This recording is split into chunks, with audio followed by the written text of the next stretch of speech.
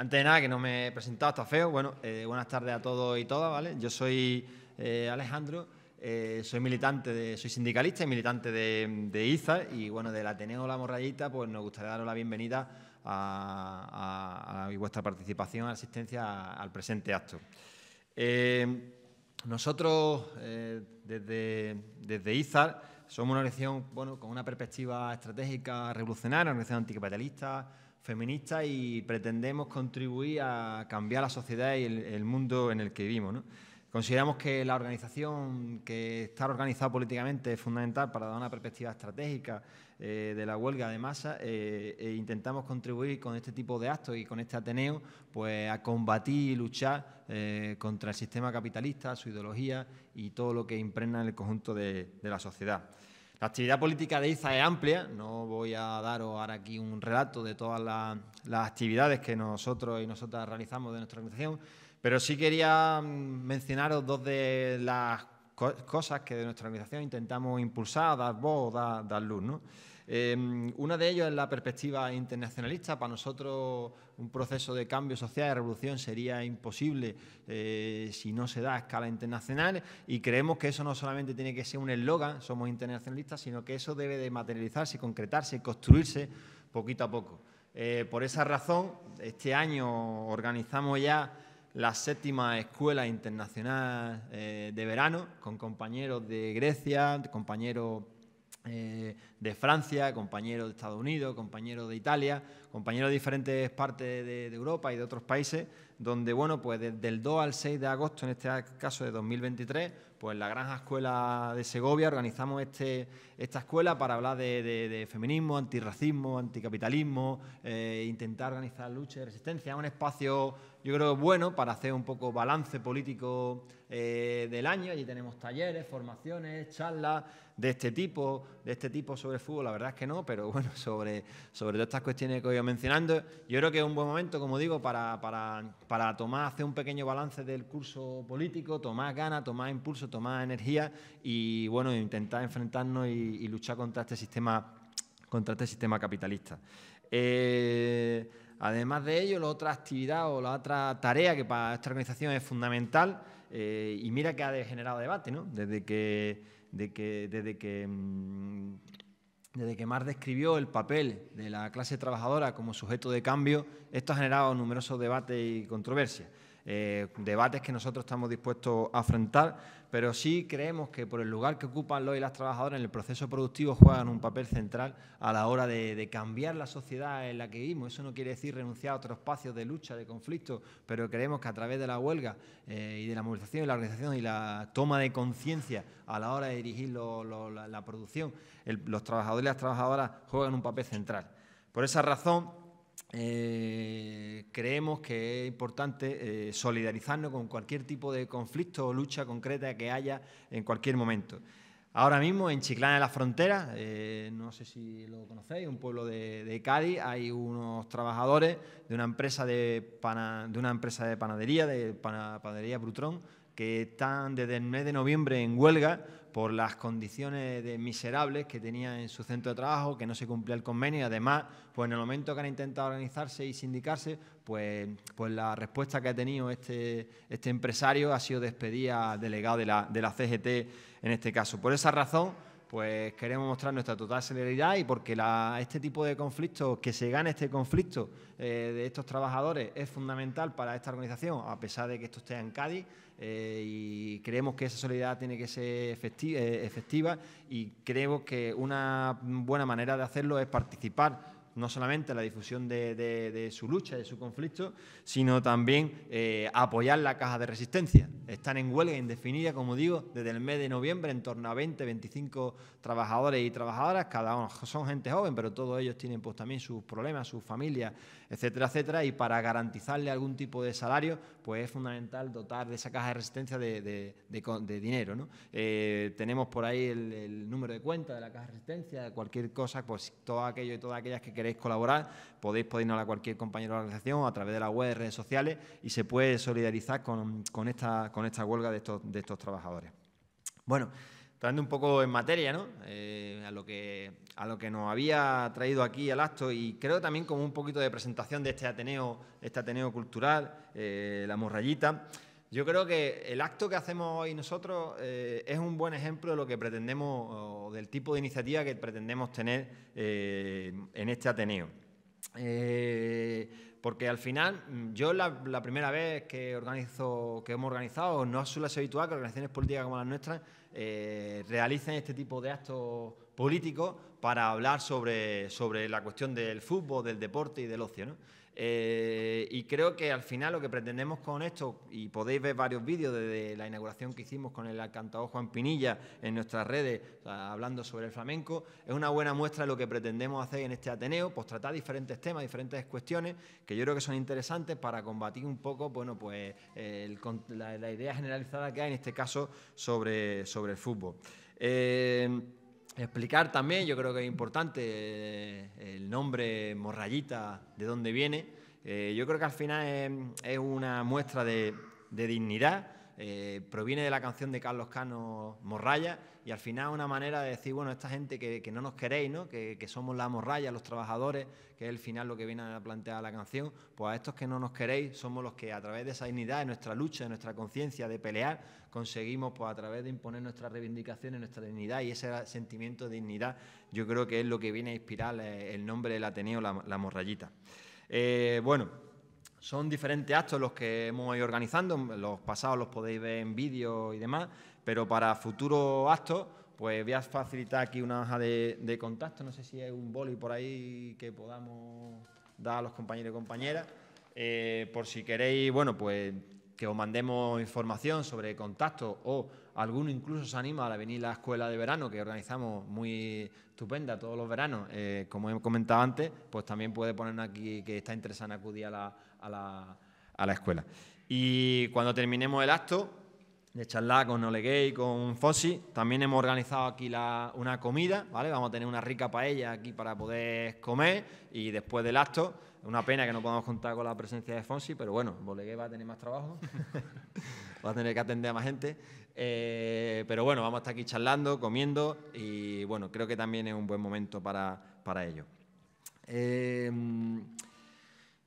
Como decíamos, hoy queremos hablar de fútbol, ¿no? Y por extensión del deporte y lo que supone la mercantilización en el sistema capitalista de muchos espacios y también del deporte. Como digo, no suele ser el tema habitual, pero yo creo que sí merece la pena, ¿no? El capitalismo, en definitiva, impregna casi todos los espacios de nuestra vida, desde lo más cotidiano a nivel político, laboral, económico, ideológico, el ocio, el deporte, la cultura, y creo que es necesario que, partiendo de este deporte de masa que es el fútbol en muchísimos países, a hablar de lo que supone la lógica del sistema capitalista y la mercantilización, ¿no? No solamente no vamos a hablar aquí de táctica y en principio, ¿no? Que también se puede hablar, ¿no? y demás, ¿no? Pero yo creo que partiendo del fútbol, ¿no? Con dos protagonistas, cada uno de diferentes puntos de vista, ¿no? Oleguer, bueno, pues como jugador de fútbol profesional, y Fonsi como periodista, ¿no? Que escribe, especializado en periodismo deportivo, ¿no? Que escribe y ha escrito bastante sobre todas estas cuestiones, pues creo que de esas dos perspectivas, ¿no? Desde el mundo del fútbol y del mundo del periodismo, hablar con dos personas que se mueven en este ámbito y que nos cuenten un poco qué opinan ellos sobre todo este tema del fútbol y la mercantilización. Antes de ello, de presentar a los ponentes, también quiero deciros que queremos agradecer la colaboración a Bacacay, que está aquí presente, creo que la conocéis, una librería de Granada. Bueno, que también tenéis disponible ahí los dos libros de Fonsi, creo que también más libros que tiene a disposición Bacacay, ¿vale? Tanto el de Qatar, Sangre, Dinero y Fútbol, como el de Florentino Pérez, los tenéis a disposición para poder comprarlo, y queremos agradecer pues tanto a Bacacay como a Cal, ¿no? Que también han querido, bueno, pues estar aquí presente para difundir este libro, ¿no? Y para nosotros era fundamental. Bueno, como decía, en primer lugar contamos con Fonsi Loaiza. Es doctorado en medios de comunicación y cultura y periodista especializado en comunicación social y periodismo deportivo. Sé que ha estudiado en varias universidades y demás, el currículum es largo. La verdad que yo no conocía a Fonsi realmente hasta y mira que ha escrito ya varias cosas, ¿no? Y ha trabajado en importantes medios de comunicación del Estado español a raíz del Mundial. Ha sido cuando yo conocí a Fonsi, y realmente lo conocí por tu último libro sobre Qatar. Bueno, pues sabéis que hemos tenido hace poco la celebración del Mundial, fue un poco lo que originó la idea de organizar este acto sobre el fútbol, y la verdad que me llamó la atención ambos libros. Después entraremos un poquito más en detalle en algunas cuestiones de este libro, pero fue cuando lo conocimos, y que me parece que las cosas que nos va a contar Fonsi, no sé si habéis tenido la oportunidad de escuchar alguna entrevista o alguno de vosotros incluso habéis leído alguno de sus libros. Digo, creo que es muy interesante todas las cosas que tiene que contar, ¿no? Tiene además otro libro que se llama, es su primer libro, ¿eh?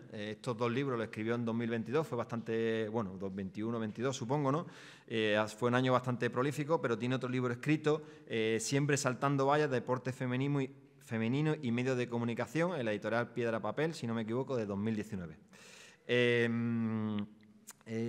Sobre este libro, la verdad que si lo lees así, pues parece que va a hablar de fútbol. Ahora entraremos un poco más en detalle. Este libro es bestseller, uno de los libros más vendidos en el Estado español a día de hoy. Y creo que casi nadie conoce de la existencia de este libro, al menos por estas tierras del sur. Sé que en otras zonas del Estado español sí ha tenido más presentaciones y ha tenido más difusión el libro. Pero a pasar del cerco mediático y el bloqueo mediático que ha tenido este libro, un libro como este y de todo lo que trata, se ha convertido en un bestseller. Nosotros, bueno, ya digo, desde nuestra humilde difusión de la organización queremos contribuir a todo lo que tiene que contar Fonsi, porque yo creo que los que quieren silenciar un poco esto, porque son libros que en definitiva señalan y sacan a la luz toda la influencia, mentiras y privilegios que al final van ensuciando, ¿no?, la pretendida imagen blanca de algunos de los protagonistas del libro. Así que, bueno, bienvenida a nuestro Ateneo, Fonsi, y muchas gracias por tu participación.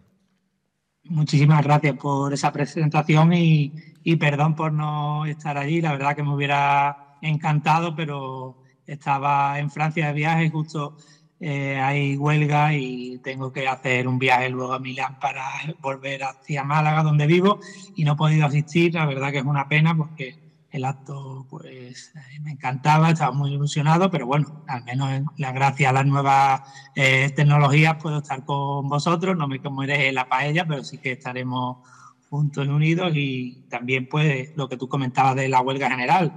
En Francia llevan ya 6 huelgas generales en apenas 2 meses porque quieren tumbar la reforma de las pensiones de Macron, que quiere ponerla de 62 a 64 años. Y en España llevamos sin hacer una huelga desde el año 2000, huelga general desde el año 2012, y la edad de jubilación está en 67 años. Entonces vemos, yo creo que esa diferencia en la sindicación en Francia y en España. Y sobre lo que comentabas, para hacer yo también una breve presentación de los libros, pues sobre el Mundial de Qatar, yo creo que sí que se ha abierto un poco la espita de concienciación y demás. Muchos, es verdad, que han visto el Mundial, los partidos, a Leo Messi y demás, que bueno, pues también es importante que ha habido bastante boicot. Por ejemplo, yo estuve en Euskal Herria y más de 30 restaurantes y bares se negaron a difundir imágenes de ese Mundial de la Infamia, en el cual pues han muerto en las obras 7.000 obreros, no hay derechos para las personas LGTBI, para las mujeres, y yo creo que era muy importante pues hacer un libro en el cual pues se relatara la estafa que es hoy en día el fútbol dentro del capitalismo, porque mientras Sarkozy nos vendía en esa crisis de 2007-2008 que había que reformar el capitalismo, pues él estaba por detrás negociando con el jeque de Qatar para llevarse el Mundial y el PSG que entrara en Francia. Y todo ese tipo de negocios oscuros los voy relatando en el libro de Qatar, y sobre Florentino Pérez y demás, que da para hablar largo y tendido. Sí, yo creo que a lo largo de la entrevista vamos a tener la oportunidad porque yo creo que merece la pena profundizar en muchos de los temas que ahí comentan, ¿no? Bueno, A continuación, cuando hablamos de deporte, ya lo he comentado, consenso generalizado, ¿no? Tú escuchas los medios de comunicación y todo el día constantemente lo que te dice es que el deporte no se puede mezclar con la política, ¿no? Eso es lo que es el día a día del deporte en general y del fútbol, ¿no? Cuando vemos algún tipo de aparición, de algún tipo de comentario político, de algún tipo de persona que salta a un campo de fútbol, de hecho ya ni las cámaras lo ven, ¿no? Pero yo creo que es importante. Y creo que para la presentación de Oleguer me gustaría, si me permitís, que cuente una pequeña anécdota personal de cómo, en fin, el impacto que tuvo en un momento determinado sobre una serie de compañeros y compañeras. Nosotros estábamos en pleno auge del movimiento estudiantil a principios de la década de 2000, 2005, 2010, y bueno, en plenos conflictos, me acuerdo que estábamos en pleno movimiento estudiantil. Y de repente, en un contexto bastante complicado, pues un jugador profesional de fútbol dice dos cosas que yo creo que son interesantes, aunque una de ellas no se conocía en el mismo momento. La primera de ellas es que renuncia a la selección española de fútbol y eso la verdad que nos impactó. Creo, por lo que me ha comentado antes, que hay varios jugadores que también lo han hecho, aunque él después lo hizo explícito y lo mencionó porque lo que considera que representa a la selección española es la exaltación del nacionalismo, el nacionalismo español y la utilización política que hace el Estado de todo ese tipo de cuestiones con la marca España, etcétera, etcétera. Y esa fue la razón. De hecho, creo que he visto alguna entrevista tuya en la que dice que, hombre, te hubiese gustado jugar fútbol, era jugador de fútbol, te hubiese gustado participar en un mundial, ¿no? Pero no lo quería hacer precisamente por eso, ¿no? Por ese tipo de conciencia política. Y lo otro, bueno, pues cuando escribió una carta en defensa de los derechos humanos sobre el preso de ETA, Juan Achao, que supuestamente, según el Estado de Derecho del Estado español, debería estar en la calle, pero en palabras del PSOE en ese momento, del ministro de Justicia, López Aguilar, decía que el gobierno hará nuevas imputaciones para que no quede libre bajo ningún concepto, ¿no? Una persona que debería estar en la cárcel. Él daba muchos ejemplos en ese contexto político de gente, ¿no? De empresarios, de políticos que estaban en la cárcel y salieron a la calle y, sin embargo, esta persona que debería estar, según el Estado de Derecho, en la calle no estaba, ¿no? Demostrando, bueno, por las torturas, lo que comenta Amnistía Internacional, que España está entre los principales países que torturan las cárceles, etcétera, etcétera, y la situación de impunidad que se vive muchas veces. Bueno, para aficionados, es decir, aparte de activista, también soy aficionado al fútbol y me gusta y demás, aunque por culpa de Fonsi cada vez me tiene más estresado y más contradicciones con el tema de los libros que escribe, pero bueno, estos posicionamientos por parte de Oleguer a nosotros nos impactaban porque estamos cansados de ver con la utilización política que se hace del fútbol y que protagonistas del fútbol, en este caso como él, comentaran esas cosas, pues realmente nos generaban simpatía por este compañero y él que jugaba en Primera División, ¿no? Bueno, aparte de ello, bueno, queremos darle las gracias a Oleguer por estar aquí, que fue jugador del Barça y de allá de Ámsterdam, también economista, escribió junto a Roc Casagran el libro Camino de Ítaca, creo que lo ha traducido bien, ¿no? Y en la actualidad, creo que además es como más le gusta darse a conocer a día de hoy, es educador, ¿no? En la Escuela de Fútbol Caserna, que también después tendrá la oportunidad de hablarnos sobre ella. Así que nada, bienvenido a Granada y a nuestro Ateneo, Oleguer, muchas gracias por estar aquí. No, muchas gracias a vosotros por la invitación. La verdad que es un placer poder venir hasta aquí y poder hablar de fútbol, porque en realidad, ¿no? Yo creo que si alguna cosa ha caracterizado la izquierda en general, ¿no? Los últimos años es que el fútbol parecía una cosa ajena, digamos, a la sociedad y en realidad se obviaba un poco este aspecto y no querían entrar a dialogar y a reflexionar sobre lo que significa el mundo del fútbol y cuando tú abandonas un espacio, este espacio lo ocupa la derecha y lo ocupa, ¿no? el pensamiento conservador y del poder. Por lo tanto, se perpetúa este tipo de pensamiento, ¿no? Con lo cual, creo que es muy importante, por la cantidad de gente que mueve el tema del fútbol, pues estar discutiendo sobre qué papel juega y qué intereses hay detrás de este mundo, de este negocio, e intentar reflexionar sobre alternativas, con lo cual encantado de estar aquí. Pues nada, muchas gracias. Bueno, yo voy a ir lanzando una serie de preguntas, ¿vale? Abiertas, podéis ir contestando como consideréis oportuno sobre diferentes ejes que vamos a ir tratando, intentando desgranar. El primero de ellos, conectando con el propio título de la charla que nos ha traído aquí, el fútbol al servicio de la mercantilización. Lo que quería preguntaros es por qué consideráis que, bueno, se considera, ¿no?, el deporte rey, que es tan importante y por qué es un negocio, ¿no?, para todas las empresas y capitalistas del fútbol como tal. Así que, como queráis, ir contestando. Bueno, desde mi punto de vista, yo creo que con lo que ha destapado Football League, que el fútbol como negocio es una organización del crimen con paraísos fiscales, en los cuales pues siempre llegan personas como Berlusconi, como Macri, como Florentino Pérez. Al fin y al cabo los futbolistas pues son utilizados como meros títeres dentro de un sistema que es el más la mayor estafa del siglo XXI, el fútbol. Yo creo que es un negocio en el cual las personas que lo mueven no tienen ningún interés en el juego, sino que están detrás para esos intereses de negocio, como Florentino Pérez en su empresa. Florentino Pérez llega a presidente del Real Madrid porque hace un pacto con José María Aznar, se lleva a Figo al Barcelona y a partir de ahí su empresa, que era su cometido, hace del Real Madrid Hollywood,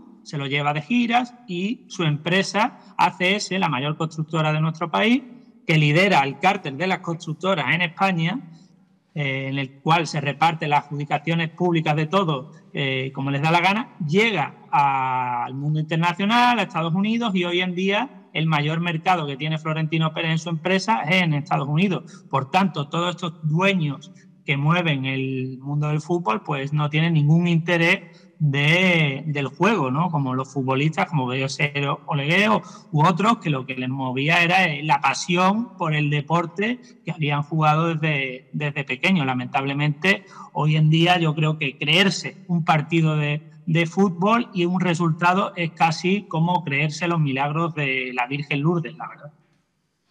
¿Qué pensáis vosotros que significa en sí la mercantilización del fútbol y qué intereses defiende? ¿Cómo explicaríais lo que es la mercantilización del fútbol? Bueno, yo creo que Fonsi ha hablado perfectamente de lo que hay detrás de esta mercantilización, ¿no? Que en general es abandonar la idea de deporte, digamos, ¿no? O sea, el fútbol no deja de ser un deporte, un espacio lúdico, un espacio donde compartir amistades, relaciones con otra gente. Y, como decía Fonsi, en realidad esto no tiene ninguna importancia, sino que lo que importa es el negocio, ¿no? Conseguir rentabilizar al máximo las inversiones que hacen la gente que tiene dinero en los distintos clubes, ¿no? Por lo tanto, aquí es donde está la mercantilización. Y con ejemplos claros, ¿no? Vemos que cualquier espacio intentan darle un rendimiento, desde equipaciones, desde entradas, ¿no? Y que hablábamos antes, ¿no? Del precio de las entradas en los estadios de fútbol, que es un precio absolutamente desorbitado, ¿no?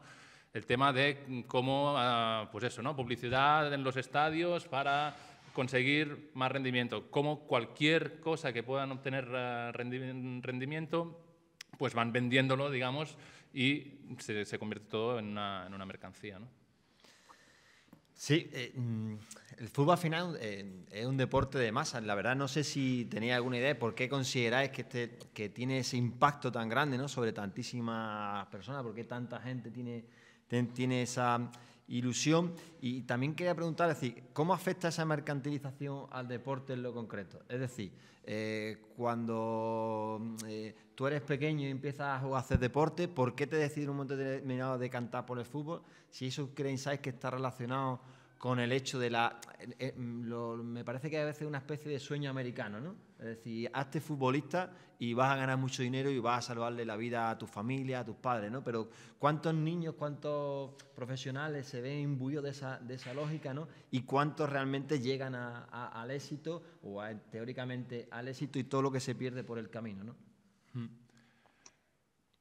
Sí, lo lamentable es que ahora muchos niños no quieren jugar al fútbol, sino que quieren ser futbolistas, que es diferente, ¿no? Yo creo que es muy diferente ser futbolista famoso, lo que te vende Instagram, ¿no? La farándula del mundo que rodea el fútbol, que el mismo deporte en sí del que hablaba o leer que es el compañerismo, que es el fair play, pero eso no lo venden en los medios de comunicación, obviamente. Los medios de comunicación quieren hacer ver que los niños pueden llegar a ser famosos con el fútbol y por eso pues tiene tantas horas en los medios de comunicación, que son la principal herramienta de propaganda del capitalismo, y venden a todas horas cuestiones que no son relativas con el juego, sino que hablan de los líos ahora de Piqué con Shakira,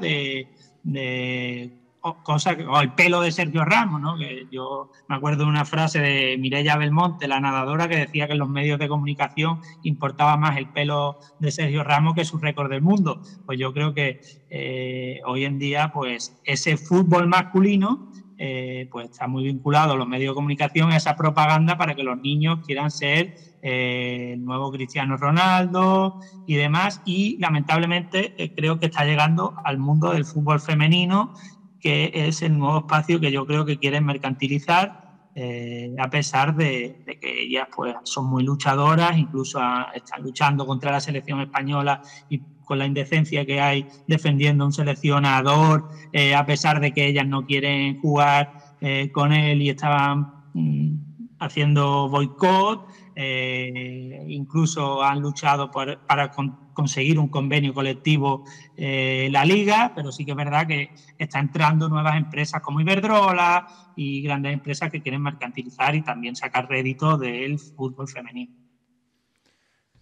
Sí, ¿no? Y en realidad yo también diría, ¿no?, que se entra en una espiral que parece, ¿no?, que solo afecta al fútbol profesional, digamos, pero que tiene una repercusión a todo el fútbol formativo, fútbol femenino, ¿no? En realidad el fútbol profesional no deja de ser el espejo donde se buscan reproducir, digamos, el resto de clubs, y con esta dinámica pues entran todos en la dinámica donde lo único que importa es ganar, por lo tanto todo el tema de valores en el fútbol formativo queda apartado, donde en realidad, ¿no?, pues eso, los entrenadores que están participando del fútbol formativo son gente, porque antes hablabas de los niños, ¿no? Los niños participan solo del fútbol para intentar ser ellos los escogidos para poder jugar al fútbol profesional.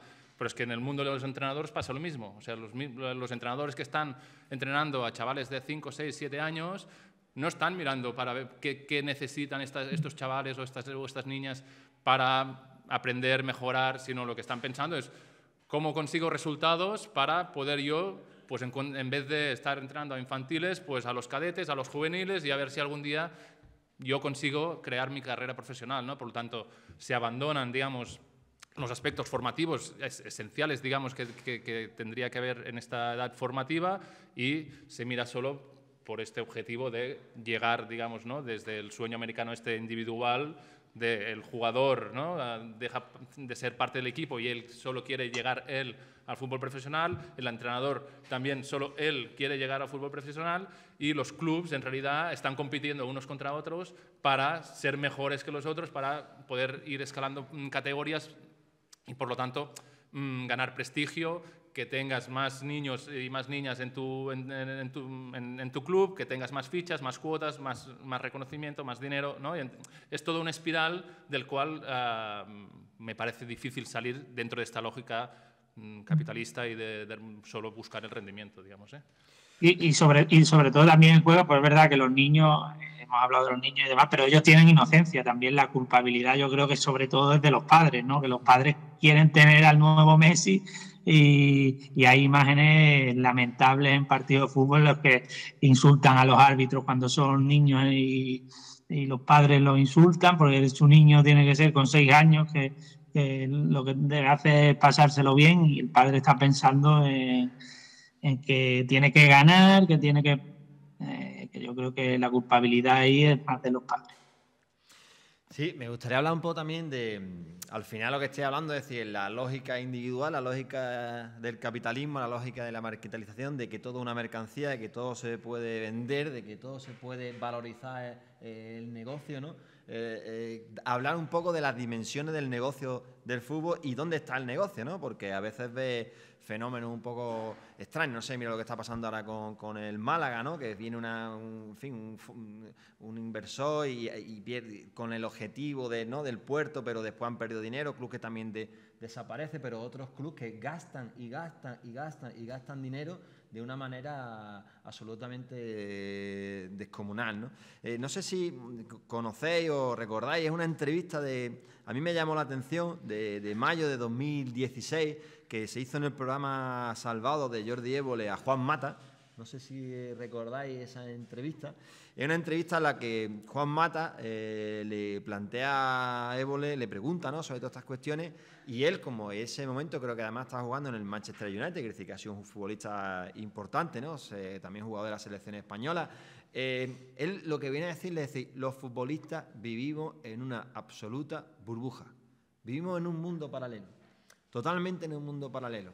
Es decir, la vida de las personas normales son la vida de mis amigos que tienen problemas, el paro, y hablaba de eso, ¿no? Es decir, hablaba una serie, es decir, veía una entrevista que no suele ser la típica entrevista que se le hace a un futbolista, hablaba de los problemas reales de la gente. Es decir, yo no tengo problemas realmente, pues sí, tengo también mis problemas, mis cosas, pero te hablaba de esa burbuja, ¿no? Y precisamente yo quería hablar de la burbuja en la que viven, ¿no?, todos esos protagonistas. Tú, Oleguer, en primera persona, supongo que habrás también tenido algunos contextos de esta característica, y lo que supone la burbuja especulativa, económica del fútbol y dónde está un poco ese negocio, ¿no?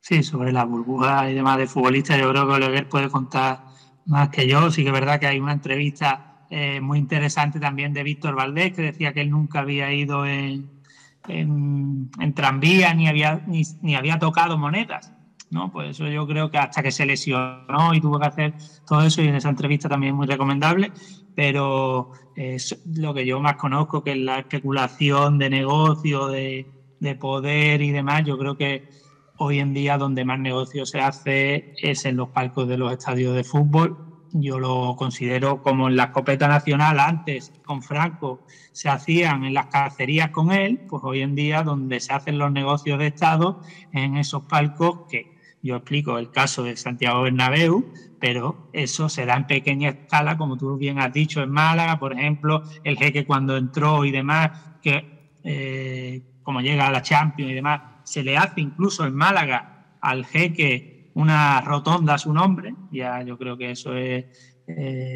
muy significativo, y es verdad que pues son los nuevos señores feudales, estos tipos que están en los palcos haciendo negocios de todo tipo.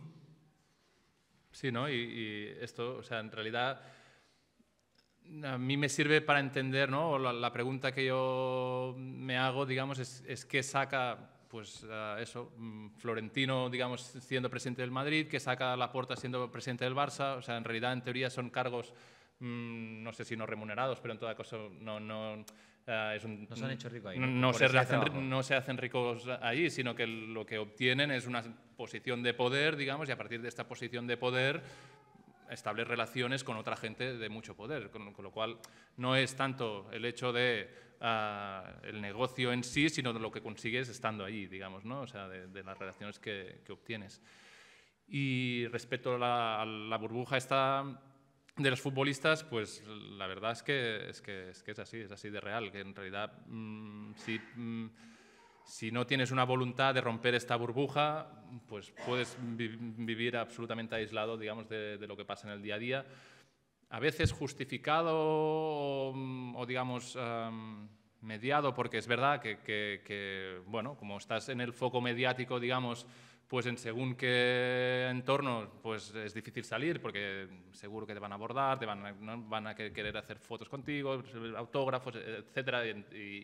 Y sí que es verdad que en general, pues intentas huir, ¿no? La mayoría de la gente intenta huir un poco de este foco mediático para poder tener una vida más o menos normal, pero una cosa es huir de según qué espacio público masificado, digamos, y la otra es no darse cuenta de lo que está pasando a tu alrededor, digamos, ¿no? Y de los problemas reales que hay a tu alrededor en todas partes.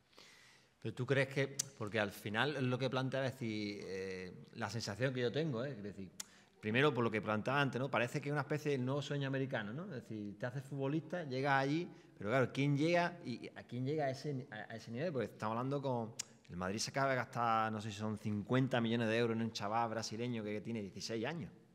Sí, Vinicius fue un ejemplo parecido. Llega aquí con muy pocos años y empiezan a tener millones de euros en las cuentas bancarias y viven en una especie de mundo paralelo muchas veces que no sé si conecta con la realidad. Es decir, eso al final que está proyectando, ¿no?, sobre tantísimos niños, sobre tantísima gente, ese negocio, ese tipo de vida, ese modelo de sociedad, ¿no?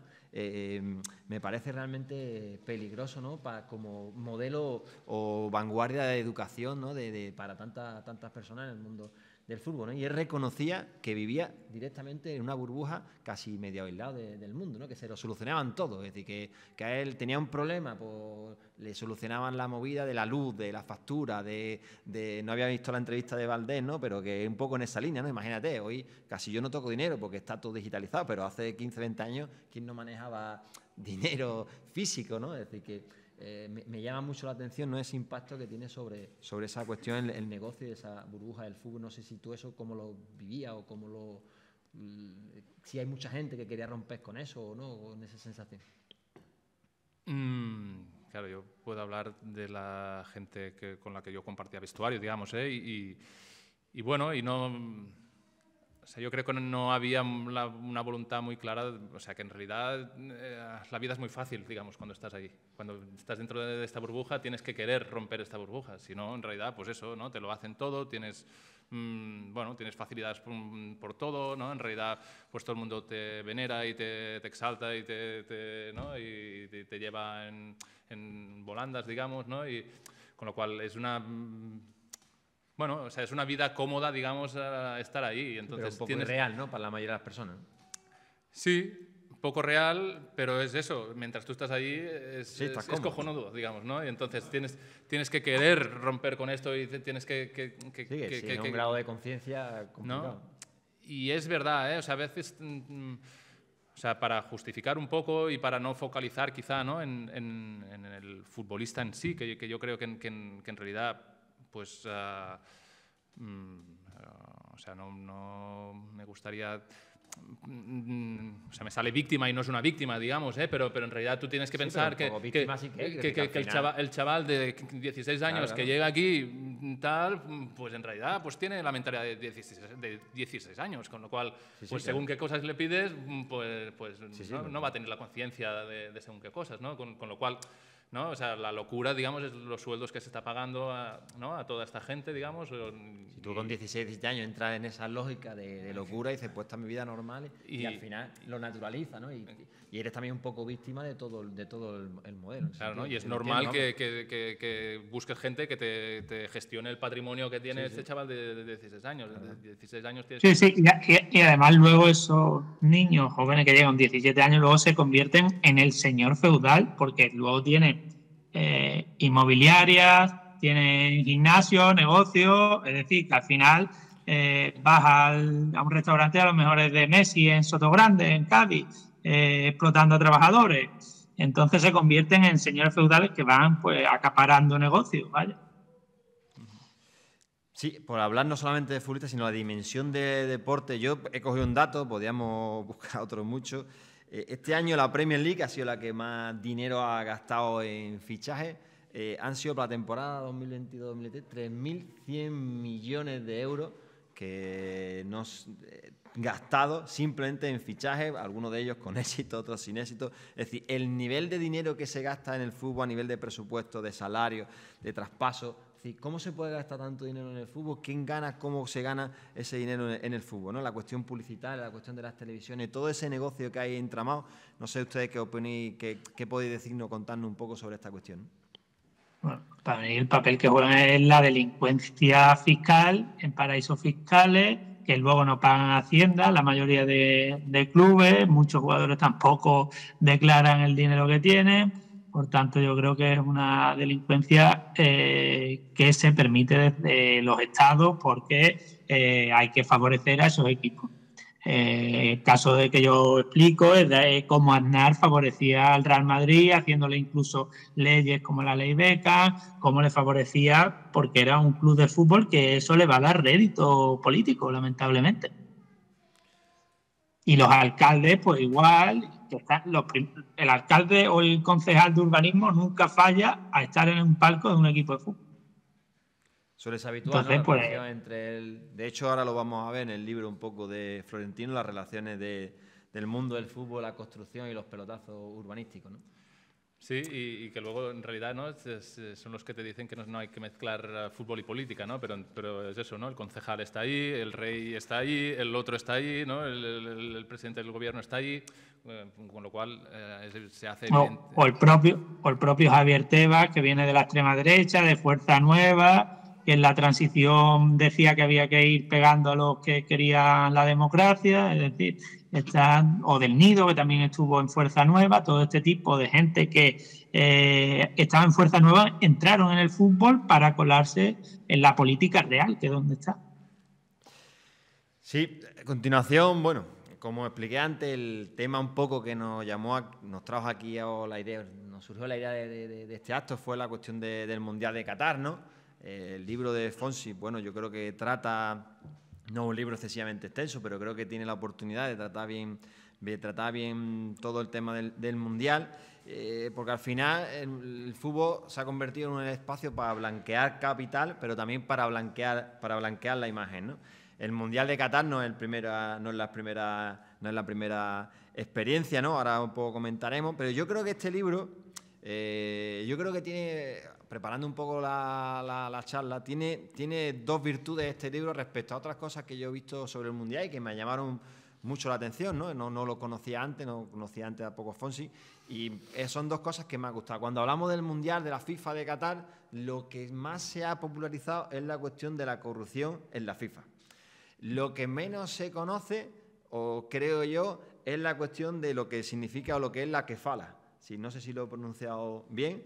Y ya lo que casi se conoce menos son las relaciones en la política, la geopolítica, la estrategia y el panorama de un Estado que hace 50 o 60 años era un protectorado inglés y que a día de hoy se ha convertido en uno de los principales países por renta per cápita, creo que es el segundo país, si no recuerdo mal, de cabeza. ¿Cómo es posible que un país me parece que eran 40, 50.000 habitantes, ¿no? En la década de los 50, 60, se convierta en lo que se ha convertido hoy Qatar? Y las relaciones que hay entre por qué el Estado español y la monarquía española, qué intereses económicos tienen. Y en este libro vemos claramente con nombre, apellido y empresas, que ahora le preguntaré un poco a Fonsi, vemos nombre, apellido de empresas de las relaciones económicas y los lazos que hay entre el Qatar y el conjunto de los otros capitalistas de los otros países. Y yo creo que esos dos detalles son menos conocidos y menos popularizados por los medios de comunicación de masa, que sí encuentran numerosos documentales hablando de Blatter, de Platini, de Sarkozy, de la corrupción, que fue real, quiero decir que eso ya está ultra demostrado y en este libro también lo podéis encontrar, ¿no? Pero me parece que las otras dos cuestiones, al menos en mi sensación, no sé ustedes qué opináis al respecto, en otros ámbitos no lo encontramos tanto. Ni esa virtud de este libro yo creo que sí es interesante y una de las recomendaciones por la que haría de la lectura del mismo, ¿no?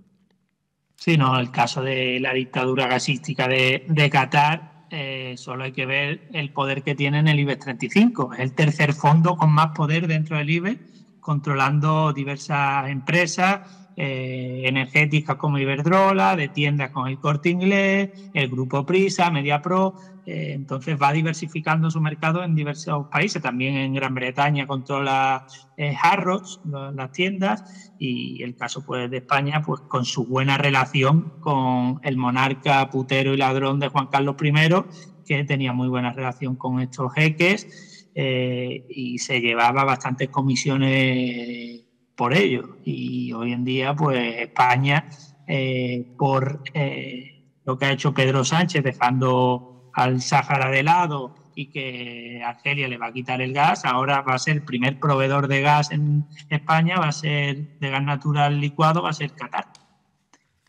y se le pone la alfombra roja cuando vino el jeque de Qatar a España el año pasado. Todos los políticos, incluso los ultraderechistas que dicen que insultan a las personas musulmanas, cuando estaba el jeque árabe, el señor Espinosa de los Monteros, que por cierto me ha denunciado y tengo citación judicial en el mes de abril, a ese le hacía honores, ¿no? Esa hipocresía de cómo cuando pasan la valla de Melilla se les asesina por parte del Estado español y luego al jeque árabe pues se le rinde todo, se le pone alfombra roja y se hace todo tipo de negocios con una inversión de 5.000 millones de euros que va a hacer Qatar en España. Sí, no, quiere decir que si algo tiene el libro es que señala empresas, personalidades concretas y ahí la interés, ¿no? Es decir, al final, Qatar es el socio estratégico mayor accionista de empresas como Iberdrola, y bueno, Iberia, ¿no?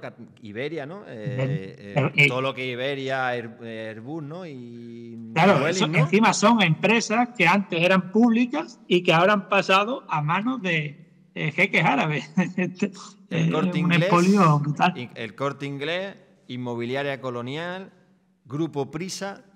De todas estas empresas del Estado español, los fondos cataríes son o de los mayores accionistas de los principales accionistas. Claro, ahí entendemos después pues que el rey, etcétera, etcétera, etcétera, y todo lo que viene detrás de eso. Imagínate el Grupo Prisa, ¿no? ¿Qué va a decir el Grupo Prisa de Qatar?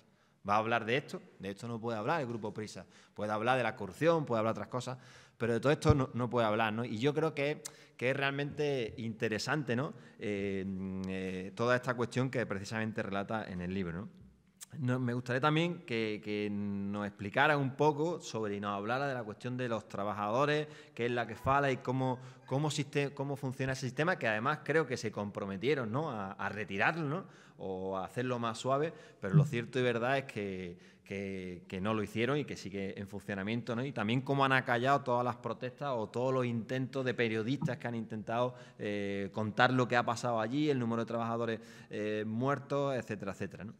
Sí, el sistema Gafala es un sistema esclavista en el siglo XXI por el cual el patrón tiene potestad absoluta del trabajador, le requisa el pasaporte y si algún valiente se atreve a hacer una protesta es deportado o a saber qué más le hacen. Además viven hacinados en 7 metros cuadrados 20 trabajadores, por no hablar también de las trabajadoras domésticas que pues si denuncian abusos sexuales, pues al final pueden ser juzgadas ellas mismas, ¿no? Entonces había algún caso, ¿no? De hecho, ¿no? Exacto. Y entonces, pues imagínate el sistema que funciona allí en Qatar y lamentablemente los futbolistas no han sido capaces ninguno de hacer boicot y no han sido capaces ni de ponerse el brazalete LGTBI por miedo a una tarjeta amarilla, ¿no? Entonces, si te da miedo una tarjeta amarilla cuando son los derechos de personas perseguidas allí y ni se atreven a eso, que era un postureo por mi parte, que creía que tampoco iba a solucionar nada. La única solución era hacer boicot activo a esa competición, como se hizo, por ejemplo, en Barcelona con los Juegos Olímpicos nazis de Hitler, que se organizó otra Olimpiada Popular en contraposición a la de Hitler. Pues esto se tuvo que hacer lo mismo porque yo lo comparo con los Juegos Olímpicos nazis de Hitler, ese mundial, la verdad. Incluso el arquitecto que ha construido esos estadios es el hijo, Albert Speer Jr., del que construyó los estadios con Hitler.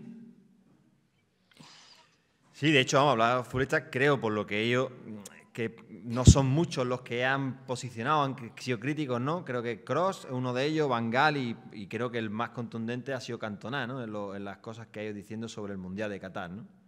Sí, es verdad que Cantona pidió el boicot del Mundial y demás, y además él siempre ha tenido un carácter antifascista que eso no lo pudo hacer Oleguer, lo de dar la patada a un fascista en un terreno de juego, que yo creo que eso no está pagado ni con un Champions League, la verdad. Pero bueno.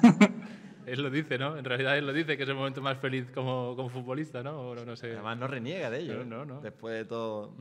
Sí que ha habido jugador que estuvo en el Barça, sí que hizo una crítica a Héctor Bellerín, creo, ¿no? Del Mundial de Qatar. Puede ser. ¿A quién, perdón? Héctor Bellerín, que estuvo en el Betis, en el Barça, el lateral. No lo había escuchado yo. Sí. Que dijo que no sabría si ir a ese mundial por los 7.000 obreros fallecidos en la construcción de estadios. Es verdad que no le llamaron para ese mundial y no se sabe qué haría, pero bueno, sí que es verdad que se mostró bastante crítico.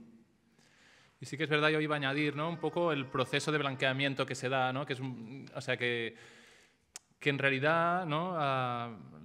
O la percepción que tengo yo es que no se da de un día para otro. No es que digas, venga, Qatar, ¿no? Y tienes que escoger sí o no, sino que Qatar ya estaba presente, pues esto, ¿no? En la camiseta del Barça, ya estaba presente, ¿no? En el Manchester City, o sea, que es un proceso que, ¿no? En el PSG, ¿no? O sea, van inculcando, ¿no? Que la normalización, digamos, de las inversiones de esta, ¿no? De esta monarquía dictatorial, digamos, que es el régimen catarí, pues cómo, ¿no?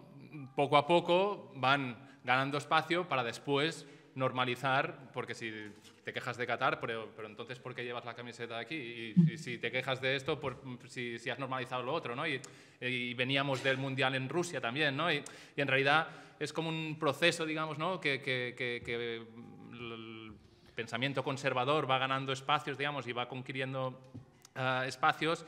Y por eso hablaba al principio, ¿no? de la necesidad, digamos, de la izquierda de entrar en estos debates y participar de aquí para poder intentar influir en alguna cosa. O sea, sí que es verdad que en países tipo Dinamarca, Alemania, se ha cuestionado un poco más, ¿no? el hecho de la participación en el Mundial de Qatar, que al final no ha resultado en nada, pero al menos, ¿no? Se ha generado un estado de opinión, un debate público o alguna cosa, que aquí, por lo que yo he podido... Aquí es verdad que sí que ha habido aficionados y demás, pero Javier Tebas prohibía a los que sacaban, por ejemplo, hinchas del Deportivo Alavés, sacaron una pancarta de boicot al Mundial de Qatar y se la requisaron. No dejaron entrar en ningún estadio en España, porque mientras estaba el Mundial se estaba disputando la segunda división.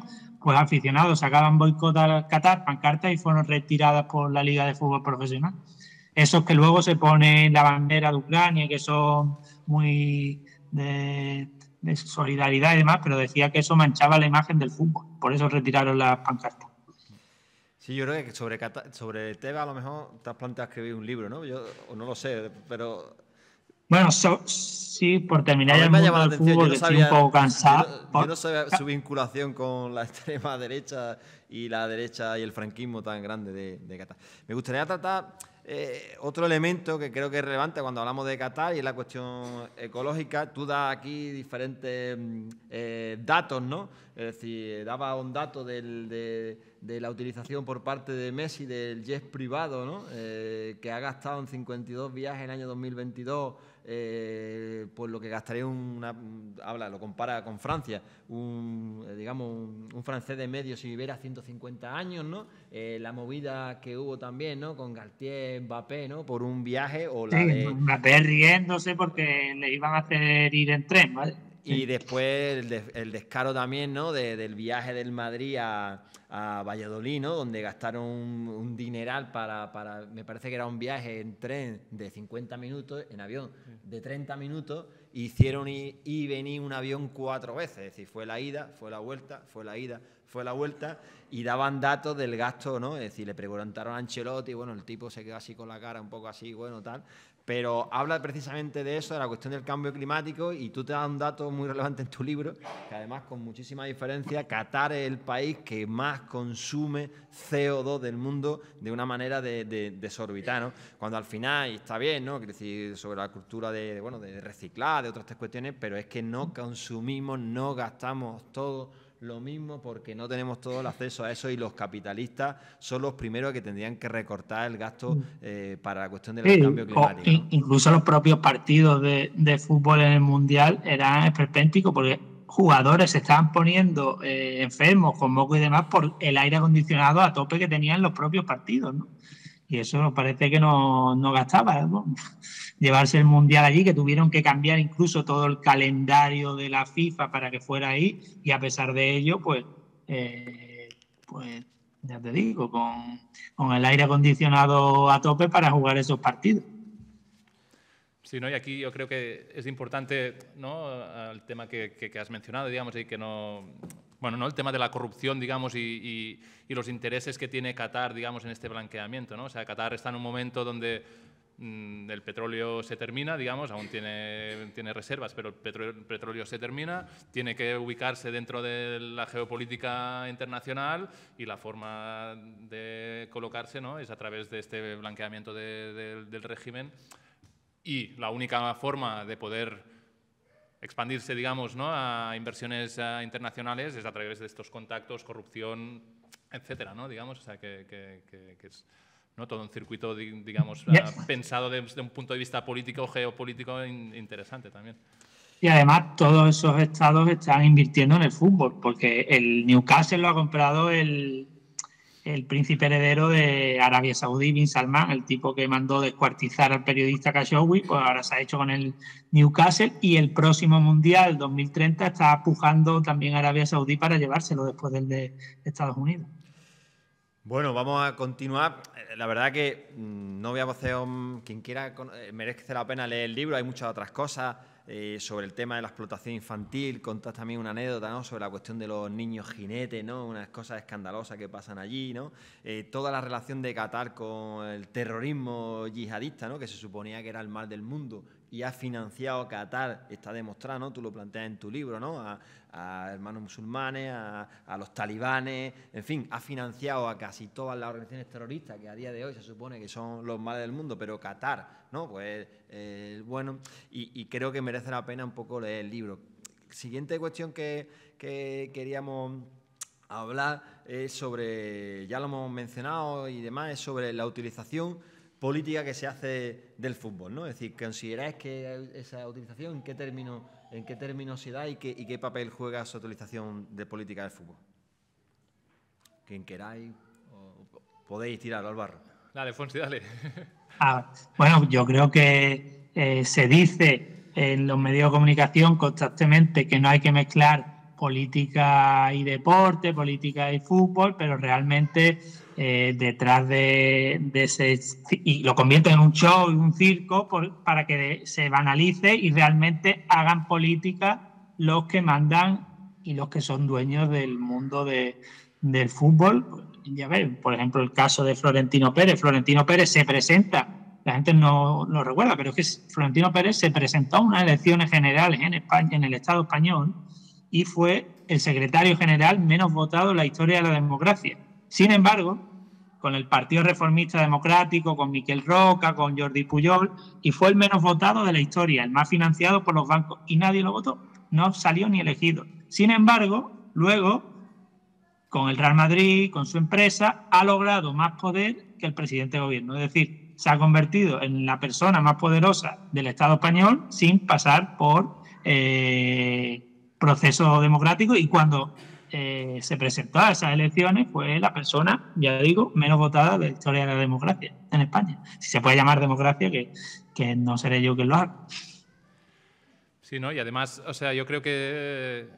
O sea, la afirmación esta, o sea, para mí no tiene ningún tipo de sentido desde en el momento en que tú entiendes que la política está en todas partes de nuestra sociedad, digamos. O sea, que el fútbol no es una burbuja que está al margen de esto, es utilizada, digamos, en términos políticos constantemente, como hemos hablado antes, ¿no?, de la importancia política que se le da a las selecciones nacionales, desde quién va a los palcos de los estadios, desde qué patrocinios, ¿no?, lo que comentaba antes Fonsi, qué mensajes sí interesa transmitir, pero qué mensajes no, cómo se utilizan estos tipos de mensajes, ¿no?, y cuando los mensajes no interesan, cómo se critican o se atacan, digamos, para crear un escarmiento, digamos, y que la gente, ¿no?, que la gente que pudiera tener una opinión contraria al status quo, pues se lo piense dos veces a decirlo, ¿no? En realidad, pues eso, ¿no? O sea, la política está en todas partes, también en el fútbol,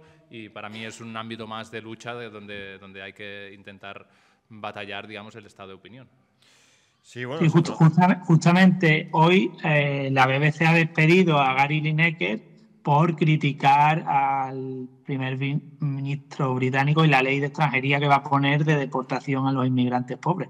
Y ha sido despedido fulminantemente por poner tuits contra él. ¿Despedido por quién? ¿No te he escuchado yo? Por la BBC. Ah, por la BBC, vale. Te había entendido primero ABC y digo, no me cuadraba. No.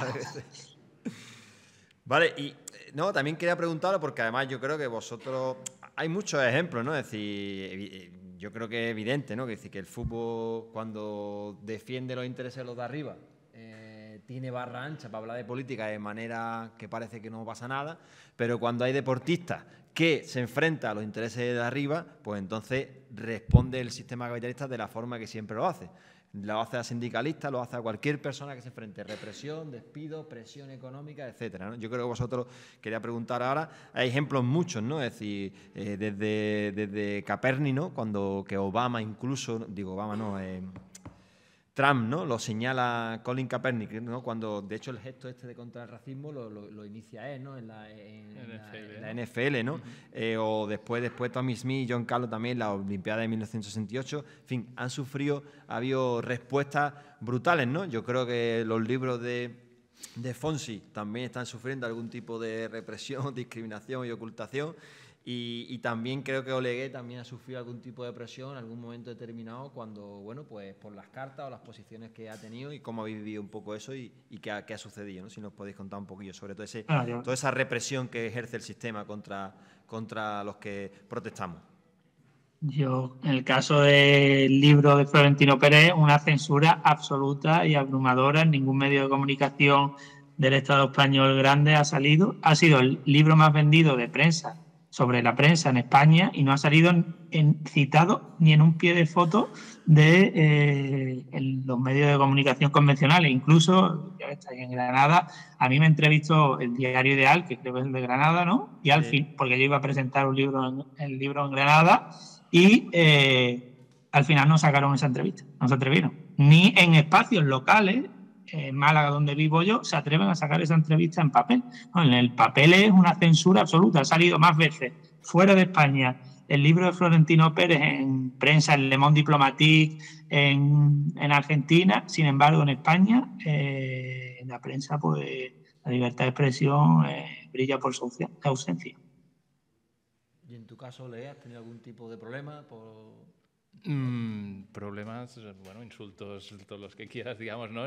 O sea, en realidad problemas no, a nivel de censura no he tenido, pero sí que lo que comentaba antes, ¿no? El tema este del escarmiento, ¿no? Como yo por decir que soy independentista, digamos, qué reacciones hay y en cambio puede salir, pues yo qué sé, Pepe Reina o puede salir Rafa Nadal o puede salir quien sea haciendo exaltación, digamos, ¿no? de la patria española, digamos, ¿no? Y aquí no hay ningún problema, ¿no? Y entonces, pues esta doble vara de medir, digamos, ¿no? Que hablábamos antes, ¿no? De qué es política y qué no es política, ¿no? O sea, ellos solo consideran política, ¿no? Cuando vas contra el status quo que está establecido, ¿no? El propio Granada despidió a un futbolista porque sacó la camiseta de los chicos, de los chavales de Asalso. De Granada. Al portero. Sí, ¿no? Pues, bueno, en realidad, ¿no? O sea, y yo, ¿no? Lo que me gustaría destacar es que no es, o sea, el ataque no es tanto hacia la persona que lo hace, como, o sea, no sé si o sea, evidentemente quien lo recibe es la persona que lo hace, pero lo que es más importante para el sistema es dar un ejemplo para el que viene, digamos, ¿sabes? O sea, que para ellos una opinión no representa nada. Para el peligro es que esta opinión se reproduzca de forma más normalizada, digamos, ¿sabes? Sí. Así lleva el rapero Pablo Hasél 2 años en prisión, porque no es contra él, sino para que otros no se atrevan a... Exacto. Sí, bueno, a continuación, relacionado con esto, me gustaría hablar un poco de la proliferación de las ideas del fascismo y de la extrema derecha en el deporte, ¿no? Desde los casos más sangrantes a nivel de aficiones deportivas, ¿no? De extrema derecha, claramente, ¿no? Y cómo se trata esta cuestión. Vamos, por una cuestión, hace poco estuve en un campo de fútbol y la verdad que se escuchaba, hasta que se me olvide, creo que no voy a volver, y no sé si volveré, la verdad. Pero, en fin, los comentarios más finos en el campo de fútbol eran le puedes sacar una tarjeta al negro, que si quieren ser igual que los blancos, ¿por qué no le va a sacar una tarjeta amarilla? O en un momento determinado, un córner, estábamos así, y de repente uno sale y dice, mira, parece una patera, parece una patera. Y ese era un poco el tipo de comentario que una persona con 50 años así aproximadamente hacía libremente en un campo de fútbol, ¿no? Y quería preguntar un poco precisamente por todo lo que es la proliferación de esta idea de extrema derecha y fascismo dentro del mundo deporte y también incluso entre los propios futbolistas, que en el libro aparece, y en la entrevista también a Fonsi, ¿no?, muchos futbolistas que hay claramente de derecha o de extrema derecha, ¿no? Sí, el caso de la extrema derecha en España, ese escuadrismo está muy vigente en el mundo del fútbol. El caso del Frente Atlético, son gente que tiene impunidad en España, han asesinado a Jimmy, han asesinado a Aitor Zabaleta y siguen en los estadios, en el estadio del Atlético de Madrid con cánticos aberrantes. Ahora lo está sufriendo Vinicius, cánticos xenófobos y demás. Y los propios Ultrasur del Real Madrid también sacaron el otro día una pancarta que decía que Ana Fran era del Atleti y no ha sido ni investigado por la Liga, y el fascismo pues campa sus anchas en el mundo del fútbol en España. Sí, simplemente no, yo creo que, o sea, No sé cuántas veces habrán llamado Catalufo en los estadios a ti, Olegueres. Bueno, Catalufo es lo mejor que me han llamado, digamos. Pero...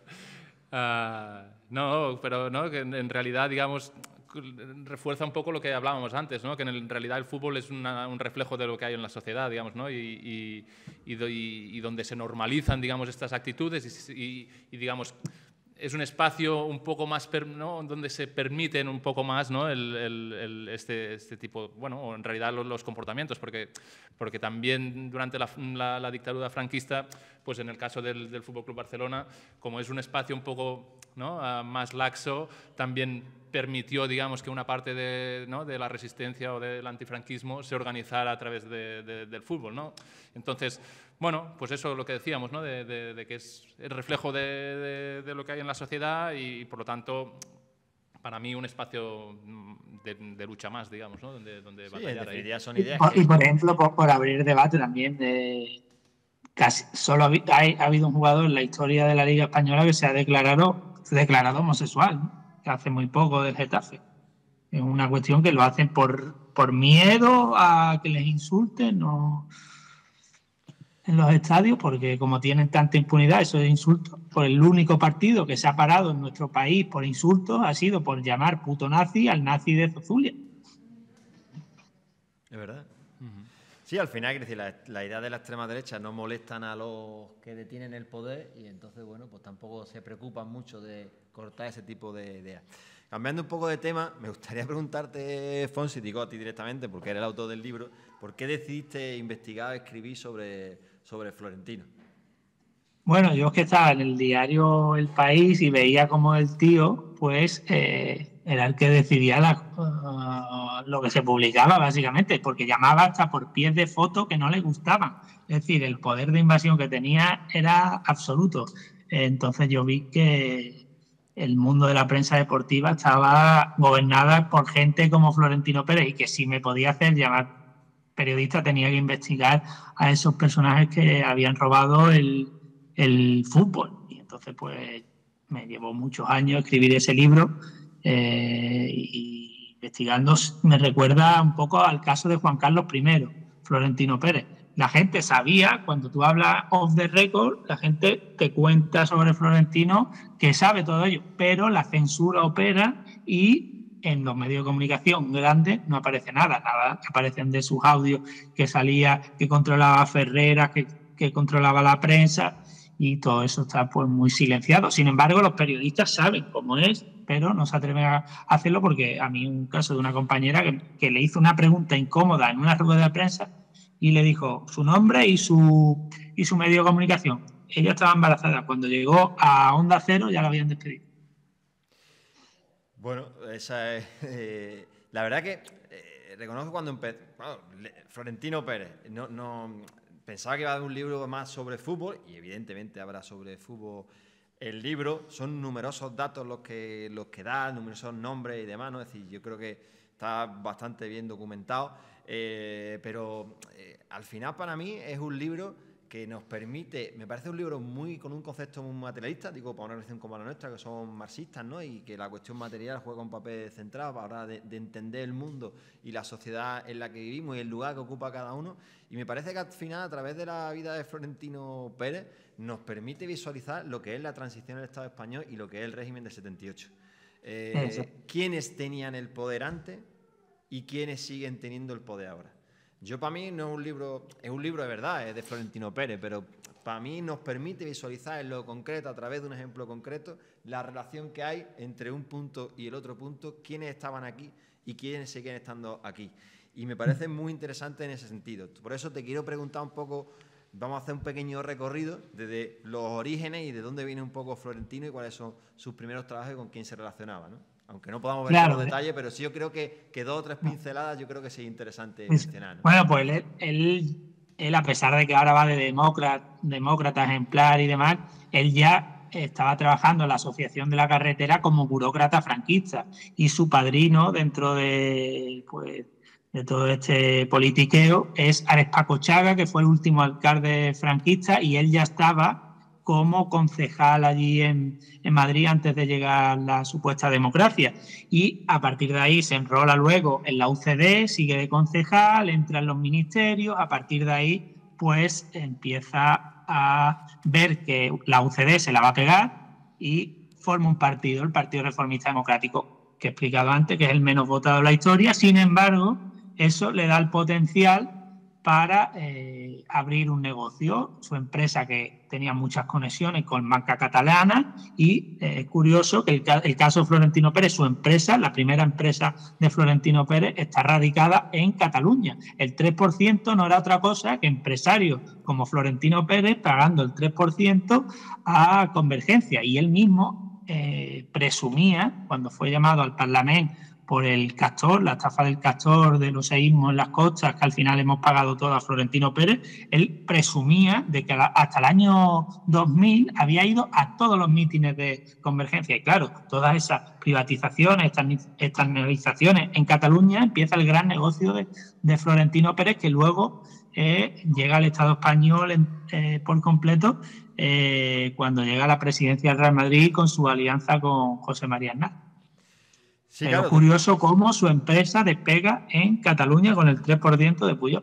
Sí, por eso decía que era un libro al final sobre el régimen del 78, porque es que toca todos los palos. Está metido en todos los fregados. Y al final, cuando hablamos de la cuestión nacional, de lo que significa la relación entre la burguesía catalana y la burguesía, la relación con los partidos, se ha relacionado con el franquismo, se ha relacionado con UCD, se montó otro partido, se ha relacionado con Convergencia y Unión, se ha relacionado con el PP, por supuesto, en la Comunidad de Madrid, se ha relacionado con el PSOE, pero incluso también se ha relacionado con los gobiernos, supuestos gobiernos de izquierda, de Ada Colau y Manuela Carmena, ¿no? Incluso con Podemos. Es alguien que sabe moverse muy bien en esos ámbitos. Incluso la propia Manuela Carmena decía que nunca iba a ir al palco del Santiago Bernabéu y le faltó tiempo para ir, y además su empresa fue la que estaba detrás de la Operación Chamartín, que aprobó Más País. Sí, así que, y por ejemplo, él también presume de que se lleva muy bien con los sindicatos, comisiones obreras y demás, que están también en su palco. Sí, por eso digo, es que al final habla de Florentino, pero ves todo el entramado político que tiene y ves una realidad de lo que supone la burguesía, los intereses económicos y los diferentes partidos, ¿no? Bueno, se relacionaba con personas del franquismo como la familia March, ya hemos hablado de los Pujol, otras familias, también tiene relación con la monarquía, ¿no? Con Aznar, la has mencionado, en fin, no sé si puedes contarnos alguna anécdota o algo más sobre este tipo de familias con las que se relacionaba él en la década, sobre todo de los 80 y 90, que es cuando estaríamos hablando ahora mismo de él. Claro, él es verdad que él incluso tiene un apellido plebeyo, Pérez, ¿no? Pero sí que es verdad que se relaciona con esas familias franquistas herederas de grandes negocios, como puede ser la familia March, como pueden ser los Albertos, y a partir de unirse a este tipo de grandes familias franquistas que todavía atesoran patrimonio, poder en el Estado. El caso de los Marx, por ejemplo, tenían también las alarmas y por eso hablan tanto de ocupación en los medios de comunicación. Y entonces, pues él se relaciona muy bien tanto con esas familias franquistas como con todos esos políticos que entran en la transición y con las familias franquistas. Y a partir de los mediados 90 él accede a la presidencia, ¿no?, del Madrid, y hay una especie... Llega en el año 2000. 2000, ¿no? Sí, finales de los 90. Intentó la primera en el 95, 96, ¿no? La intentó, y como él no era alguien dotado en los medios de comunicación, entonces era este momento de gente populista como Jesús Gil, ¿no? Él se enfrenta a Ramón Mendoza y no le va bien porque en el cara a cara, en un debate, él no es bueno y se lo come en televisión. Entonces se da cuenta luego que lo que necesita es dar con un fichaje clave y hacerlo desde la sombra, y entonces con el fichaje de Figo pues llega en el año 2000 a la presidencia de Real Madrid, ya llevándose antes las privatizaciones que había hecho Aznar, Felipe González, y beneficiándose antes ya de su empresa. Sí, tú en el libro relatas, ¿no?, cómo pasa de Construcciones Padró, que fue la primera empresa, ¿no? ¿En qué ciudad era? En Badalona, sí. De Badalona. De Badalona era una pequeña empresa constructora, ¿no? Creo que eran de unos hermanos también del régimen de Franco, ¿no? La compra, y cómo de ahí pasa... Por una peseta, que era un regalo que se lo había hecho por sus vinculaciones con Convergencia, ¿vale? Que la compró por una peseta, ¿no? Y de ahí construye ACS, que estamos hablando de la principal constructora inmobiliaria probablemente del Estado español en la actualidad, ¿no? Sí, a partir de ahí, pues claro, el Real Madrid te abre puertas en diversos mercados, incluso pues yo cuento como él hacía fichajes en Colombia o en México con Chicharito Hernández o James Rodríguez, porque tenía grandes intereses allí, le daba lo mismo el interés deportivo. Sí, yo quería relacionar, o que nos hablara un poco de la relación que hay entre lo que es el Madrid, el palco, lo que es los diferentes gobiernos. Ya hemos dicho que ha tocado todo, desde Ada Colau hasta el franquismo, ¿no? Y porque además esta gente son gente que no quiere lo público, ¿no? No quiere lo público, que es gente que denigra los servicios públicos, etcétera, etcétera, pero sin embargo bien que se aprovechan de todas las subvenciones, todas las contratas, toda la obra pública, porque al final es un imperio construido a base de ese tipo de estafa y manipulación, ¿no? Y ese vínculo que hay entre todo eso, ¿no? Sí, la estafa de socializar sus pérdidas y privatizar sus beneficios, lo vemos con las autopistas, que luego las rescatamos, lo vemos con pues el Castor, que son pues negocios que sabe que va a ganar. Y lo peor de todo, yo creo que es lo que se ha vivido durante la pandemia, sobre todo en la Comunidad de Madrid, pero también en el resto del Estado, que se había privatizado los servicios de residencia y muchos eran de Florentino Pérez, y ha habido bastantes muertes durante la pandemia de ancianos desatendidos y con trabajadoras para la empresa de Florentino Pérez explotadas con 6 euros la hora, mientras él tiene un patrimonio de 2.000 millones de euros. ¿Tú crees que justamente él se relaciona muy bien con los jueces? Cuando su empresa había sido señalada por homicidio imprudente, por lo que había ocurrido durante la pandemia, se va a cenar con la fiscal general del Estado y al final se archiva el tema y su empresa Clece, que algunos seguramente lo conoceréis, pues se salva de esa denuncia y de esa querella de fiscalía, y al final pues se va a ir de rositas, tanto él como Ayuso y como tantos responsables de lo que ha ocurrido en la pandemia en residencias, ya digo, privatizadas para él. Me ha llamado también la atención, ¿crees que hay algún caso de corrupción de todo, la Púnica, la Gürtel, el 3%, en fin, todos los casos de corrupción en el que Florentino Pérez no haya aparecido? No, aparecen todos, y lo peor de que cuando le han llamado a declarar, un juez como testigo, él le reprochó al juez, le dijo, cuando le preguntaba, ¿usted le han pedido dinero para financiar al Partido Popular? Él respondió como si fuera el capo de la mafia siciliana y diciéndole, me molesta su pregunta, si la gente me conoce no se atreve a hacerla. Y al final, pues él puede seguir financiando a la Fundación FAES, a la Fundación de Felipe de Aznar o a la Fundación de Felipe González, y él va financiando a diversas fundaciones, a la Fundación de Convergencia anteriormente, y pues va regando de dinero a este equipo de políticos que en realidad lo que hace es política para Florentino Pérez, que no se presenta a las elecciones, pero es el que al fin y al cabo el que lo va dominando. Por ejemplo, ahora que se habla mucho de Falcon, del uso que hace el presidente de los Falcon, Florentino Pérez tiene un servicio que alquila Falcon. Pedro Sánchez, cuando iba a ser el candidato al Partido Socialista, a Dos Hermanas fue con el Falcon que le había alquilado Florentino Pérez. Y el otro elemento que está relacionado también con el boicot que tú estás sufriendo, es decir, la relación de Florentino Pérez, que yo creo tuvo muy claro de siempre, ¿no?, que tenía que controlar los medios de comunicación, ¿no? Hasta que ya han mencionado algunas cosas, ¿no? Pero quería que me hablara un poquito de su relación con personajes que además en el último momento han tenido, que van periodistas progresistas, ¿no?, como Ferreras, ¿no?, y Ana Pastor, ¿no?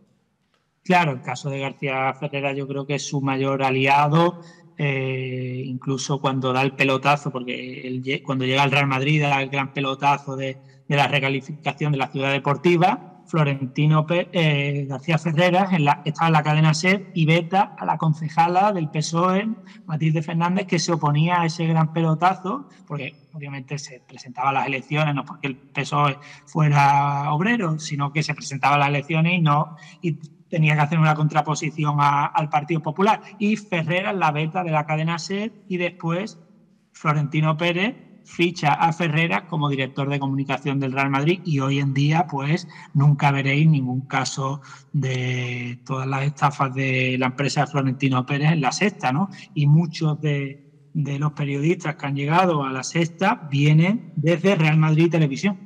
Y el caso de Eduardo Inda, cómo financia a OK Diario, ese medio de comunicación de difusión de bulos, va financiando a incluso medios que pueden ser considerados de izquierda.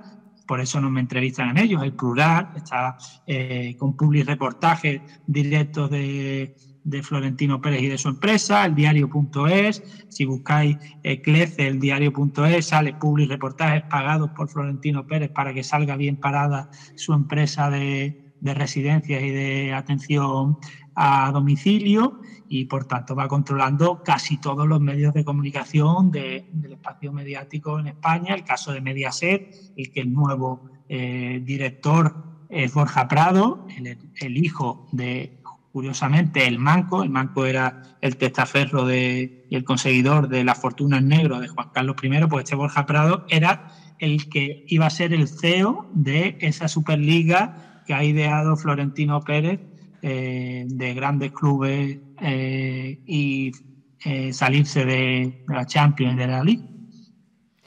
Por tanto, controla Mediaset, A3 Media y casi todos los medios de comunicación en papel. Bueno, yo creo que el libro es numerosos datos, os invito también a que lo leáis. Yo creo que es interesante conocer, ¿no? Él tiene un trabajo detrás importante con numerosos datos, pero sí quería preguntar un poco a raíz de todo esto, ¿qué opináis un poco sobre, o cuál sería vuestra opinión sobre lo que significó la transición, el régimen del 78 y la democracia en el Estado español, y qué opináis un poco sobre esta cuestión vosotros? Bueno, yo creo que los nuevos ricos como Florentino Pérez fueron los grandes beneficiados, ¿no? Eso que decía Solchaga de que España era el país más fácil de hacerse rico, pues eso viene heredado de franquismo. Yo creo que esa cultura del pelotazo que se vio en la burbuja inmobiliaria, en la cual Florentino Pérez fue uno de los grandes beneficiados, viene de toda esa cultura franquista que sigue tanto en partidos políticos como en medios de comunicación, y esa limitación de la libertad de expresión que estamos viendo hoy en día. Sí, ¿no? Y en realidad como los personajes, digamos, ¿no?, que estaban en un momento no cambian, ¿no?, o la estructura, digamos, del Poder Judicial, ¿no? Todo esto en realidad es una herencia, digamos, de ese momento. Por lo tanto, es una falsa transición, ¿no?, digamos. Bueno, yo creo que es un buen libro para comprender, ¿no?, materialmente quién seguía controlando el poder y lo sigue controlando. Ya volviendo un poquito al fútbol y terminando ya en el último punto que queríamos abordar en esta charla, independiente de que ahora, bueno, pues se pueda abrir un pequeño turno y que preguntáis a tanto a Fonsi como a Legué lo que consideréis oportuno. Y volviendo un poquito al fútbol, queríamos preguntaros pues qué tipo de alternativas existen a este modelo del fútbol, qué tipo de proyectos estáis impulsando, qué opináis sobre esto. ¿Existe la posibilidad bajo el sistema capitalista de tener otro tipo de ocio, otro tipo de socialización del deporte? Y un poco vuestra opinión al respecto de estas cuestiones. Bueno, en realidad, claro, alternativas, digamos, a este modelo que hemos presentado, que básicamente ha presentado Fonsi, digamos, de fútbol negocio, claro, intentar crear algo dentro de esto me parece un poco irreal, digamos, ¿no? En el sentido que hay muchísimos intereses, que no deja de ser, como decíamos, el reflejo de lo que te encuentras en la sociedad, por lo tanto, hay que cambiar la sociedad, pero no puedes abandonar, digamos, ¿no?, el impacto y la repercusión que tiene el mundo del fútbol. Por lo tanto, para mí es un espacio de lucha, un espacio donde conquistar estado de opinión y donde participar e intentar generar contradiscurso y ideas contrarias a lo que se está fomentando. Pero luego, quizá, bueno, y luego, ¿no?, o sea, hay propuestas, digamos, de clubes de accionariado popular, hay propuestas dentro del mundo del fútbol actual como es San Pauli, ¿no?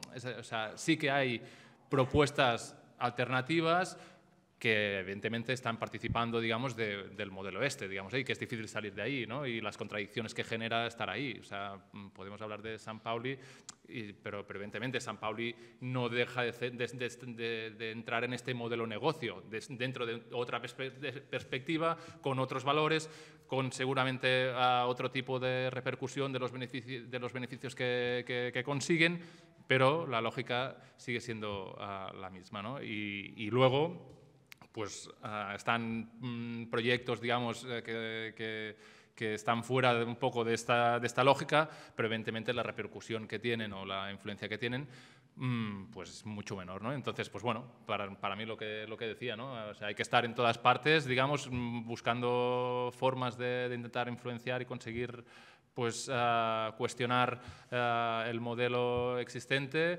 y plantear pues estas alternativas. Sí, yo de la misma opinión que Oleguer, el fútbol base, el fútbol popular, ¿verdad? Y pues como ciudad de Murcia y demás, y sobre todo yo creo que también que en la parte que me toca, que son los periodistas y los medios de comunicación, crear medios de comunicación alternativos que muestren otro tipo de realidades del mundo del fútbol y que sea en los valores de la solidaridad, el compañerismo y todo lo demás. Pero para añadir, Sí, o sea, sí, claro, ¿no? También quería que nos hablara un poco yo creo que es interesante, ¿no?, el proyecto Caserna y todo lo que, si nos quieres contar un poco sobre el proyecto en que tú participas, me parece interesante, ¿no? Vale. Pues esto, la Escuela de Fútbol La Caserna es un proyecto autogestionado que bueno, se creó hace unos 5 años por el interés de unas familias que estaban participando en la ocupación bueno, abrir al barrio, digamos, el antiguo cuartel de la Guardia Civil que había en Sabadell, que estaba abandonado. Pues unas entidades y vecinos de Sabadell decidieron ocuparlo para abrirlo al barrio, y entonces pues los hijos y las hijas de estas familias pues participaban y jugaban de forma espontánea en el patio del cuartel de la Guardia Civil. Y entonces pues de este juego espontáneo que se daba ahí, pues intentamos darle un poco de forma y estructurarlo un poco. ¿De qué forma? De entrada, como digo, es un proyecto autogestionado, digamos, y por lo tanto son las propias familias las que se organizan y participan y dinamizan el día a día del colectivo, desde llevar los entrenamientos, buscar partidos amistosos, buscar equipaciones para los chavales, Bueno, y todo tipo de comisiones, nos estructuramos por comisiones y una asamblea general donde se toman las decisiones. Y por otro lado, ¿no?, está a nivel organizativo, y de otro, desde un punto de vista más metodológico, ¿no?, nos dábamos cuenta que en realidad un poco la crítica que hacíamos, ¿no?, de cómo el fútbol negocio influenciaba en el mundo del fútbol formativo, te das cuenta de que quizá, ¿no?, una cosa que te parecía que era de libre acceso o muy fácil de practicar, como era el fútbol, pues en realidad no lo es tanto, ¿no? O sea, si no tienes capacidad económica, pues no puedes pagar la cuota de un club, no puedes pagar la ficha, no puedes participar de la práctica del fútbol tal y como se está estructurando, que es el fútbol estructurado dentro de los clubs, ¿no? Luego está el tema de habilidad. Si no tienes cierta habilidad, en determinados clubs no te quieren. Si no tienes papeles, pues como tampoco te pueden hacer la ficha federativa, tampoco puedes participar. Si en temas de género, según qué clubs no tienen, ¿no?, fútbol femenino, o temas de orientación sexual, ¿no?, qué pasa con las personas trans, o en realidad, ¿no?, vas viendo y una cosa que te parecía decir, no, pero si jugar a fútbol es fácil, coges un balón y te pones a jugar, pues en realidad no es tan fácil, porque aparte, si a nivel urbanístico también te encuentras, ¿no?, que en la mayoría de plazas hay el cartelito ese de prohibido jugar a pelota, ¿no? Y entonces, vale, pues no jugamos aquí, pero nos vamos al campo de fútbol del pueblo. Pero ¿qué pasa en los campos de fútbol del pueblo? Que antes eran de libre acceso, pero ahora no, ahora han puesto un césped artificial genial, de puta madre, pero con una llave que solo lo puede abrir y cerrar el conserje, ¿no? Con lo cual, en realidad, ¿no?, te vas encontrando con todas estas limitaciones y pues nosotros decíamos, no, o sea, nosotros queremos crear un espacio realmente abierto y que quien quiera pueda venir y participar y jugar, y me da igual el origen, la habilidad, capacidad económica, o sea, todo el mundo es bienvenido, ¿no? Y desde esta lógica un poco absolutamente inclusiva, digamos, de poder practicar el fútbol. Y más allá, digamos, de este acceso, también la forma, ¿no? O sea, lo que comentábamos antes de cómo el enfoque a rendimiento que prevalece en la mayoría de clubs tradicionales, digamos, ¿no?, de que el único objetivo es ganar, el único objetivo es crear futbolistas profesionales del futuro, en realidad se pierden muchos valores, ¿no? Se pierde el respeto a los compañeros, el respeto a las normas, el respeto a los rivales, ¿no?, porque lo único que importa es ganar, ¿no? Y entonces nosotros queríamos cambiar un poco la mirada y focalizar, digamos, en el juego, en pasarlo bien, ¿no?, en el espacio de socialización y de creación de vínculos y comunidad, ¿no? Y entonces, pues con esta perspectiva, pues eso, llevamos 5 años que en principio, pues eso, ¿no?, se empezó con una escuela de fútbol de edades más formativas, tenemos desde 4 hasta 15 años, pero a raíz también de que vimos la necesidad de que había muchos jóvenes migrantes o sin papeles, refugiados, que no podían acceder, hemos creado también un proyecto de fútbol senior, digamos, de fútbol amateur, para también dar espacio, digamos, a toda esta gente para poder participar, y participamos también en una liga social que hay en Sabadell y, bueno, intentar...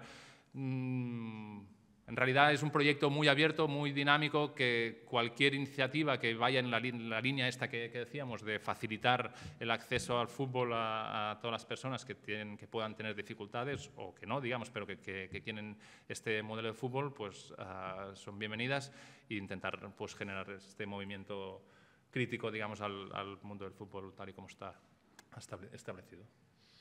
Bueno, pues yo creo que es un proyecto interesante que merecía la pena conocer. Creo que es fácil, ¿no? Tenía una web, ¿no? Y es fácil acceder a la web y conocer un poco más del proyecto, ¿no? Con que pongáis Fútbol Base Caserna, ¿no? Fútbol Caserna. Fútbol Caserna. Es fácil de visitar la web y ya está. Y un poco finalizando, y si queréis hacer cualquier otro comentario, o los proyectos que está también inmerso Fonsi o algún otro comentario, y pasamos ahora a las preguntas. Yo encantado de las preguntas, y eso, que hacen falta más organizaciones como la vuestra y más futbolistas con ideas como las de Oleguer, y yo la verdad que ahora voy a intentar hacer un recopilatorio de los dueños del fútbol por acabar ya en esta cloaca que me he metido del fútbol y ya salir por otra. Bueno, pues esperaremos con ganas ese nuevo proyecto y no sé si tendremos capacidad de montar aquí un proyecto parecido, echar algún día un partido... Un amistoso. Un amistoso. No, estamos aquí. Un amistoso con una el liga fútbol, alternativa. con el fútbol Caserna. Ya podemos pasar una listilla a ver quién está interesado, ¿no? Y echamos un partidillo, ¿no? Bueno, al final, ya digo, para nosotros este era un reto novedoso, nunca habíamos hablado de fútbol. Nosotros como organización política, bueno, te suele dedicar a otros temas, ¿no? Que suelen ser más tradicionales, entre comillas. Pero sí vimos, ¿no?, que estaba politizando a mucha gente el Mundial de Qatar. Se estaba hablando de la cuestión del Mundial de Qatar y queríamos dar un poco nuestra opinión, nuestra visión y nuestro convencimiento como organización política de que bajo la sociedad capitalista, bajo la sociedad de la propiedad privada de acumulación, pero no como un fetichismo, sino porque los que ganaban dinero antes son los que siguen ganando dinero ahora y para nosotros no nada más que hay pobreza y miseria, paro, explotación y precariedad. Al final, nosotros, si no combatimos, si no superamos el capitalismo, es imposible construir otro modelo de sociedad y creo que eso tiene que ser el pilar fundamental.